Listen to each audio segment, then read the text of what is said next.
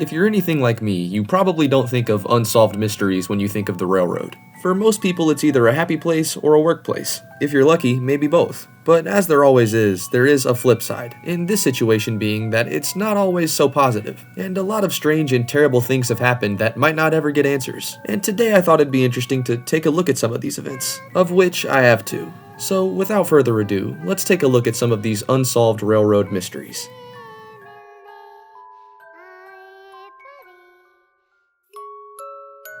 On October 9th, 1995, an Amtrak passenger train known as the Sunset Limited was making a routine trip from Los Angeles to Miami. At approximately 1:40 a.m., it was crossing over a trestle in a remote desert area of Arizona, when suddenly it jumped the tracks and derailed, sending 4 of its cars crashing 30 feet into a ravine.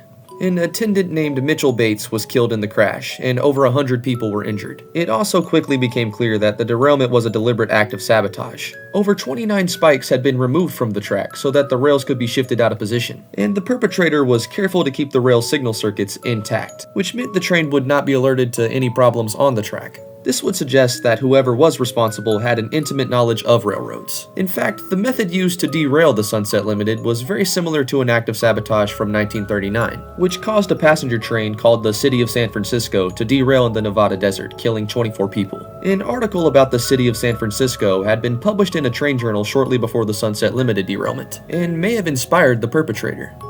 At the actual crash site, investigators found 4 typewritten copies of a note claiming responsibility for the attack. The notes were signed Sons of Gestapo and criticized controversial incidents involving the ATF and FBI, such as the Ruby Ridge Siege of 1992 and the Waco Siege of 1993. However, investigators have yet to uncover any evidence supporting the actual existence of a group known as the Sons of Gestapo, so unfortunately the perpetrator remains unidentified, and this whole derailment remains an unsolved mystery. Unfortunately, I don't think YouTube would appreciate me reading this letter to you guys, so for those who are interested, I'll have it linked in the description.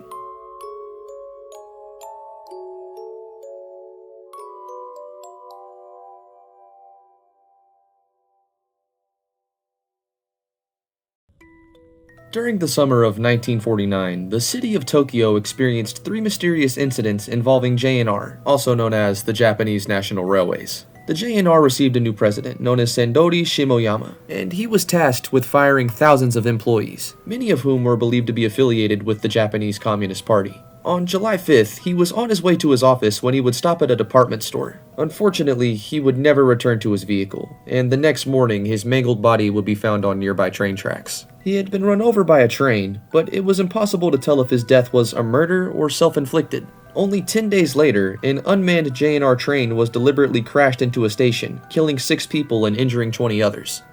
10 JNR union members were indicted for sabotage, as authorities believed the incident was retaliation for the upcoming job cuts, but only one suspect would be convicted after confessing to the crime. And after confessing and receiving a life sentence, that same person would recant his confession and maintain his innocence until his death in 1967. His family would continually fight to clear his name, and newly uncovered evidence suggests that he was in a bathhouse at the time of the crash. And finally, on August 17th, another JNR train would derail near a station after joints and spikes were removed from the track. This would cause the death of 3 crewmen. And once again, 20 JNR union activists, many of them affiliated with the Communist Party, were accused of orchestrating the crash. However, as the years went on, their convictions were all overturned. It's now instead believed that all 3 JNR incidents were orchestrated by the authorities, all as a part of a conspiracy to discredit the communist-leaning union, but unfortunately still remaining altogether an unsolved railroad mystery.